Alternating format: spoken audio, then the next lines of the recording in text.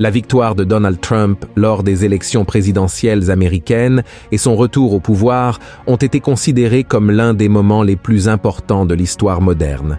Mais ce qui a été vu avec enthousiasme et espoir par certains est perçu avec beaucoup de préoccupation par certains chrétiens. En effet, il existe une théorie selon laquelle celui qui serait l'Antichrist marcherait désormais aux côtés de la nation la plus puissante de la planète. Nous parlons ici de Jared Kushner, le gendre de Trump. Les prophéties bibliques nous avertissent de l'arrivée de l'Antichrist, une figure sombre qui trompera le monde entier. Il sera un leader très intelligent, avec un grand pouvoir de persuasion, et il parviendra à apporter la paix au conflit de l'humanité.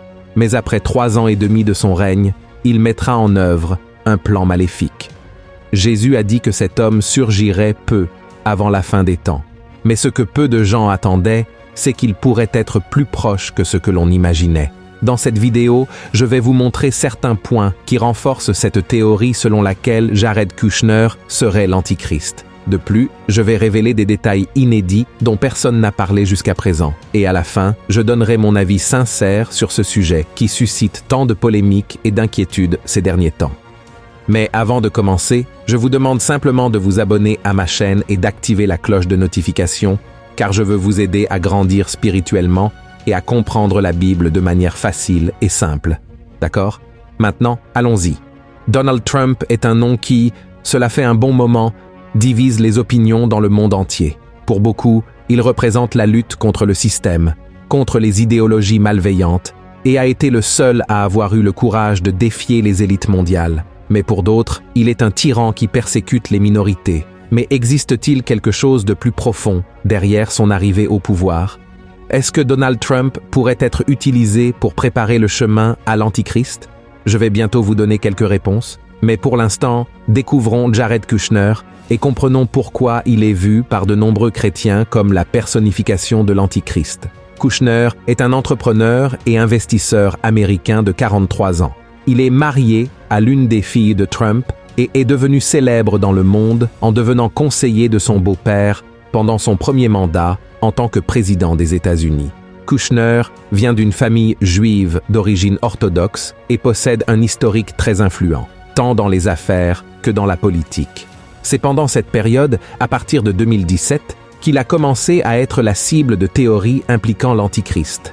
Après tout, une figure du livre de l'Apocalypse viendrait d'un environnement politique, religieux et économique puissant. Une autre question soulevée par les défenseurs de cette théorie est que, comme l'Antichrist apparaîtra à un moment de grande crise mondiale, offrant des solutions à tous les problèmes de l'humanité, Kushner s'inscrirait parfaitement dans ce rôle, étant donné qu'il devrait être, encore une fois, l'un des noms forts du second mandat de Trump, qui, entre autres, a promis d'apporter la paix au monde en résolvant des problèmes graves, comme le conflit entre la Russie et l'Ukraine, ainsi que la crise entre Israël et ses voisins. Maintenant que vous savez qui est Jared Kushner et l'ampleur de son influence dans le monde aujourd'hui, passons aux 5 principaux points de cette théorie selon laquelle il serait l'Antichrist prophétisé dans les Écritures. Premier point, la proximité avec Israël. En tant que juif orthodoxe, Kushner a une compréhension profonde de la culture et de la politique d'Israël et du Moyen-Orient, ce qui a contribué à en faire une figure importante dans la diplomatie entre les États-Unis et les pays du monde arabe.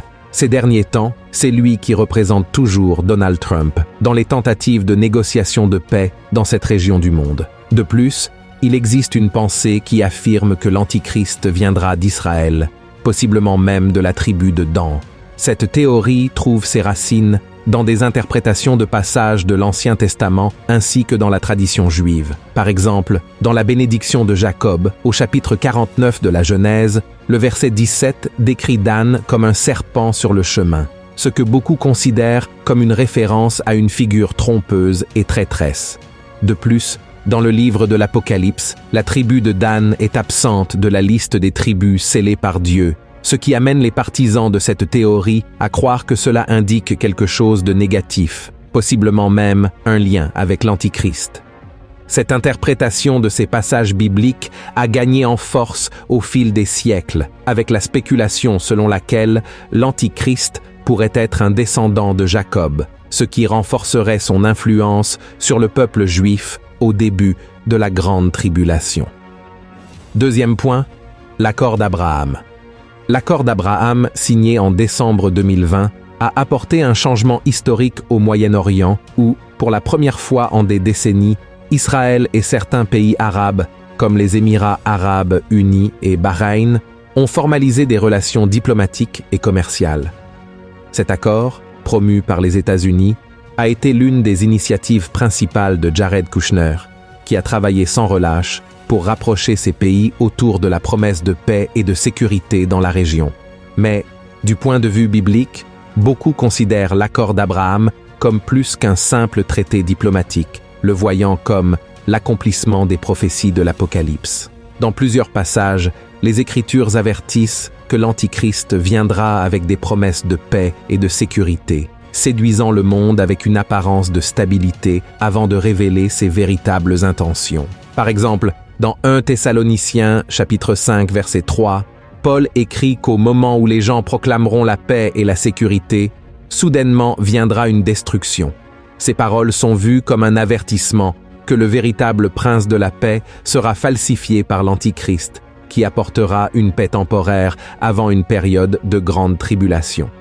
Pour les partisans de cette théorie, l'accord d'Abraham est considéré comme un pas préparant le chemin pour l'accomplissement de cette parole, avec un scénario mondial où les nations cherchent la paix à tout prix, ouvrant la voie à un leader qui enchantera le monde entier avec ses promesses.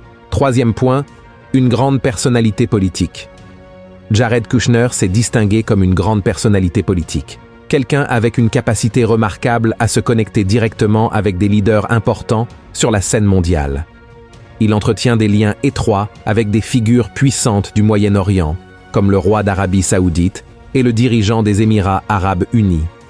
Cette relation va bien au-delà des formalités diplomatiques, étant une connexion personnelle et directe avec des leaders puissants dans une région où les relations avec Israël ont toujours été sensibles.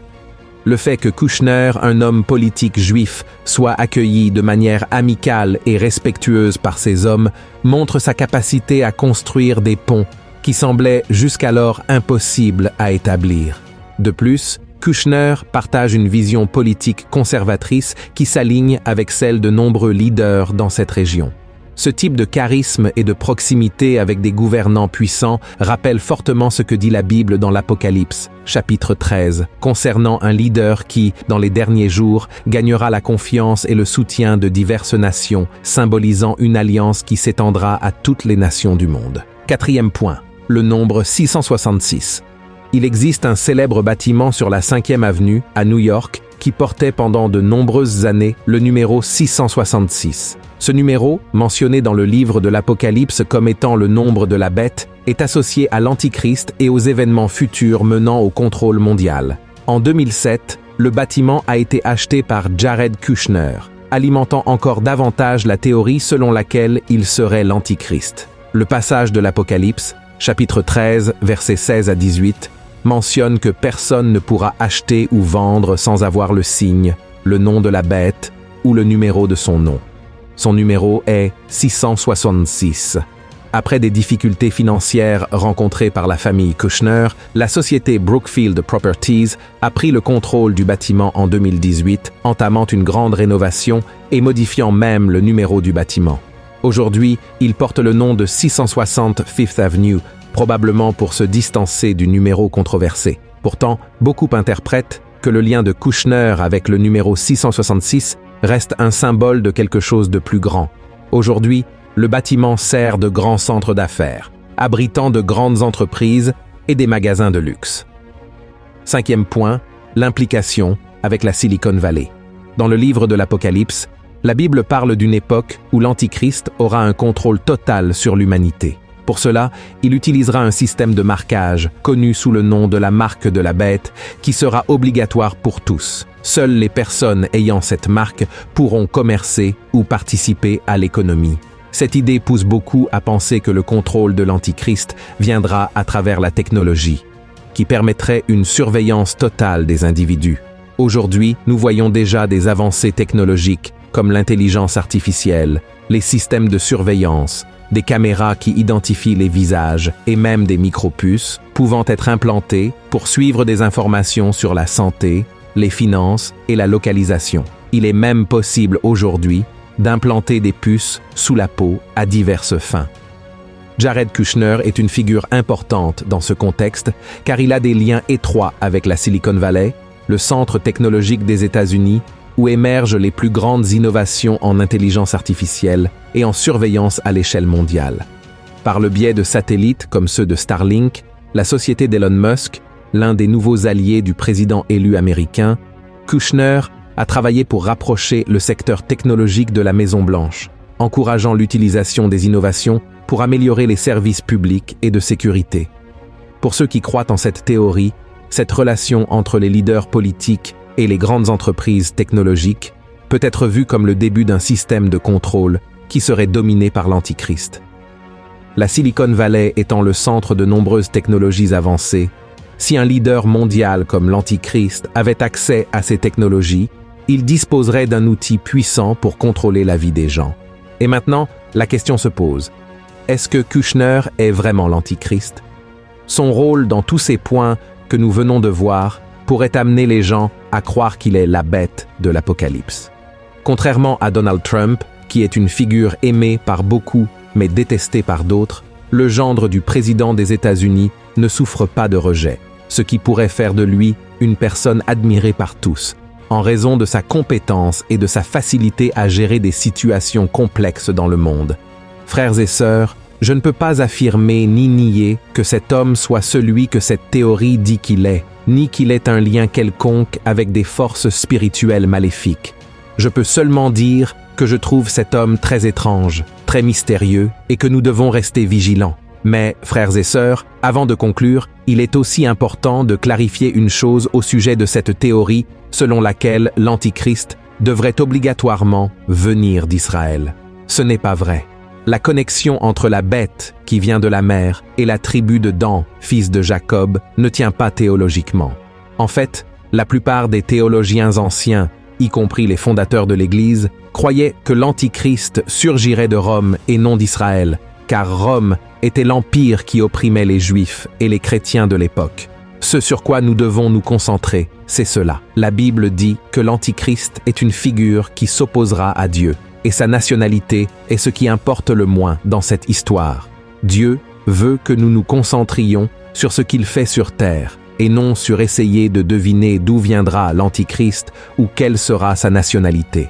Nous devons simplement observer les signes, non pas pour avoir peur, mais pour nous rappeler de l'importance d'avoir une vie avec Dieu, renforçant notre foi et notre confiance en sa parole.